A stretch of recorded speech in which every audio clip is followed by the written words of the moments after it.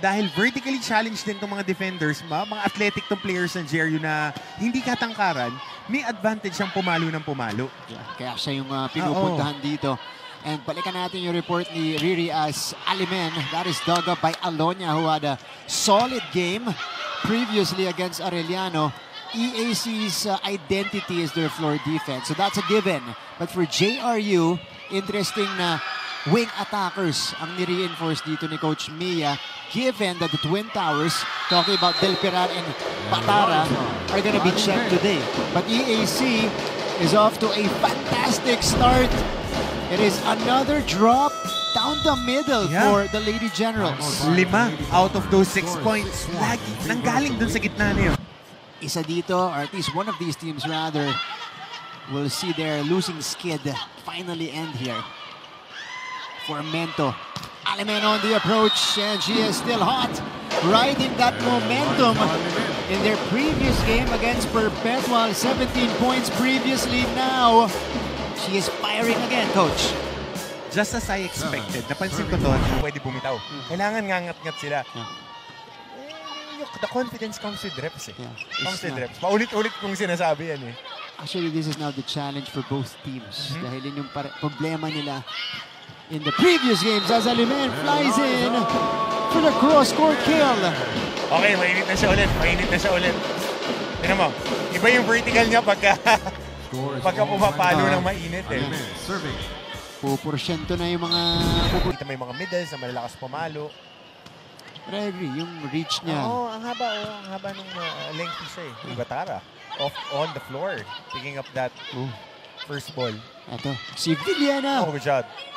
Dive by Diana, swing by Ramos. EAC on the attack. Podonal, Kring.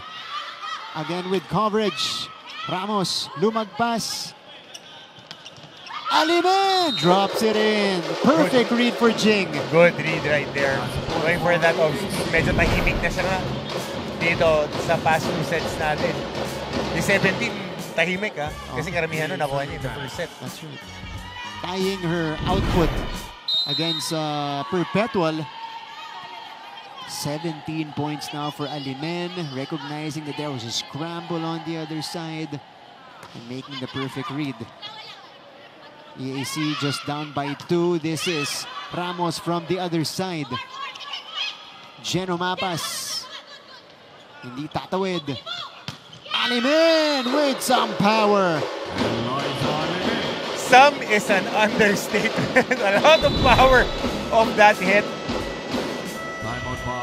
The fast ball for Alimen. 14-10. Back to a more comfortable cushion for JRU. Alimen, too strong, but there was a check. Ball was touched by the Lady Bombers. Point for EAC. 19 points now for Jing Alimen. Diana. I-develop pa niya. Parang last year, mas malakas nga yung Dayam sa kanya. Ngayon, medyo, kaya siya talaga yung ace ng team na to. And Jing Alimen reaches the 20-point plateau. On fire throughout the match. Mas na-amplify lang pagka yung team mo bata. Kasi maraming errors sa reception. Alimen! Sabi niya, not yet. 23 points now for Jing Alimen. And now, she has the opportunity. Another set point saved by EAC. Oh! Service ace! To force an extension in the 4th set.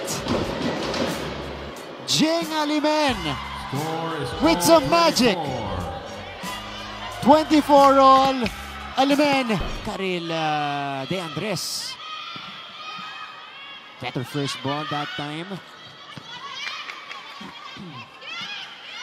Preta approaches. Amante naman mula sa kabila. Oh, it rolled back to JRU's side. 7-4 in favor of EAC. Serving on deck and for Mentor.